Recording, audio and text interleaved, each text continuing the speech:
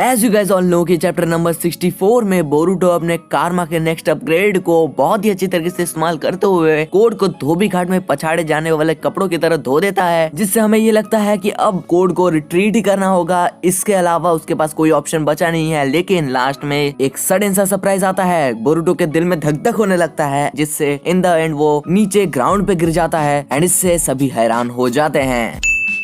तो what's up guys, कैसे हो तुम लोग? आई होप तुम लोग बिल्कुल ही बढ़िया मस्ती में चिल कर रहे होगे। वैसे चैप्टर 64 आई होप तुम लोगों ने या तो कहीं देख लिया होगा या फिर पढ़ ही लिया होगा। तो जैसे कि मैंने बता ही दिया कि लास्ट में क्या क्या हुआ, तो इन दिस वीडियो मैं तुम लोगों को बताऊंगा कि इसके आगे स्टोरी क्या हो सकता है। यानी कि मैं हर बार की तरह इसमें भी अगले चैप्टर के स्टोरी को प्रेडिक्ट करने की कोशिश करूंगा, जिसको देख कर तुम लोगों को आई होप मजा आए। तो मैं और टाइम वेस्ट नहीं करूंगा, जल्दी से वीडियो को स्टार्ट कर देता हूँ। तो इन द एंड तुम लोगों को ये पता है कि चैप्टर 64 के एंड में ये पता चलता है कि बोरुटो पता नहीं अपने कारमा को कंट्रोल नहीं कर पाता एंड वो ग्राउंड में गिर जाता है। लेकिन इसका रीजन क्या हो सकता है? आई होप ये सिंपल सा रीजन तुम लोगों ने भी खुद ही से पता कर ही लिया होगा। इसका सिंपल सा रीजन ये है कि जैसा कि हमें पता ही है कि ये स्टेज 2 कारमा का अपग्रेड जो बोरुटो का अभी सडनली मिला है वो फेमिलियर नहीं है इससे। वो पहली बार ही इसको इस्तेमाल कर रहा है एंड उसका रिजल्ट काफी अच्छा है। लेकिन बड़ी ताकत के बदले सैक्रिफाइस भी तो चाहिए होता है। तो इस बड़े पावर के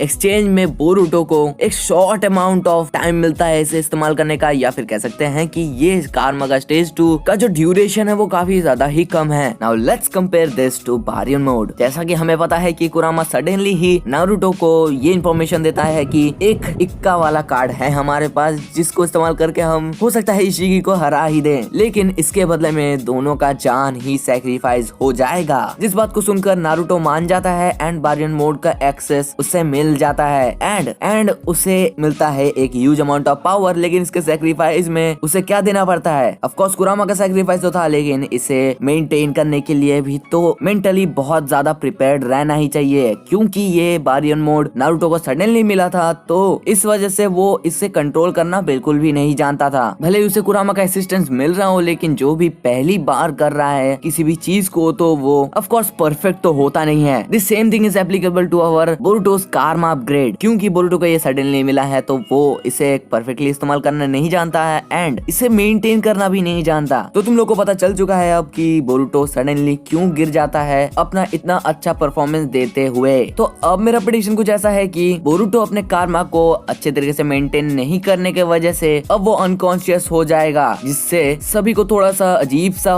ही लगेगा कि इतना अच्छा बंदा परफॉर्म करते हुए अब क्या हो गया इसे।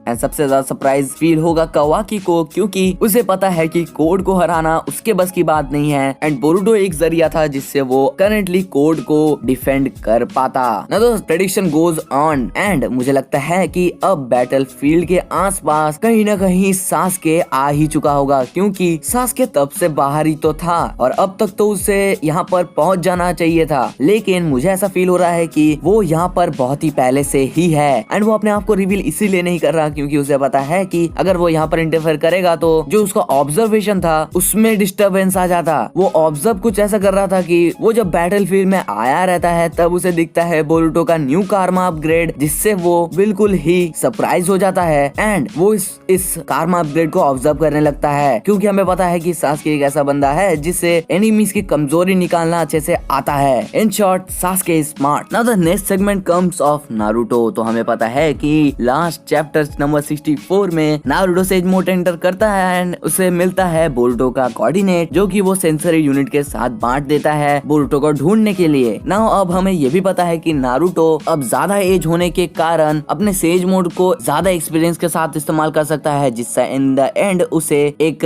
एडवांटेज मिलता है अपने सेज मोड का ड्यूरेशन अपग्रेड करने में। उसे अब ज्यादा टाइम तक सेज मोड का एक्सेस मिल जाएगा। और तो हमें ये भी पता है कि नारुतो का सेज मोड का सेंसरी एबिलिटी कुछ ज्यादा ही ओपी लेवल का है, जिससे वो अब सारे सेंसरी निंजास के साथ जाएगा बोरुटो को ढूंढने। Now the next segment comes of code and एडा, जो कि बात कर रहे होते हैं इस टॉपिक के ऊपर कि आखिरकार बोरुटो के साथ अभी अभी क्या हुआ है। तो Ada as being a very smart person and very informative person, वो कोड को ये इन्फॉर्मेशन देगी कि बोरुटो नए नवेला ही तो अपने न्यू कारमा अपग्रेड को यूज कर रहा था और इसी वजह से उसको एक जोरदार धक्का मिला है, क्योंकि इसका एक्सपीरियंस तो उसके पास था ही नहीं। कोड भी इस बात को समझते हुए अब फ्रीली कावाकी की तरफ बढ़ेगा, जो कि उसका मिशन था। एंड अब कावाकी भी बिल्कुल ही डरा हुआ रहेगा, क्योंकि बोरुटो भी तो अनकॉन्शियस पड़ा हुआ ही रहता है। But here comes the surprise. जो सास्के बैटलफील्ड के बाहर ही सब कुछ ऑब्जर्व कर रहा होता है, अब वो पीछे नहीं हटता है, अब वो सीधा ही बैटलफील्ड में उतरता है एंड कोड को एक जोरदार किक मारता है, जो कि उसका स्पेशल एंट्री सिग्नेचर है। एंड मोस्ट प्रोबेबली यही चैप्टर का एंड हो जाएगा, क्योंकि यहाँ पर एंड करना ही एक सबसे परफेक्ट सा मौका होगा, जहाँ पर सस्पेंस एक ओपी लेवल पे पहुंच जाएगा।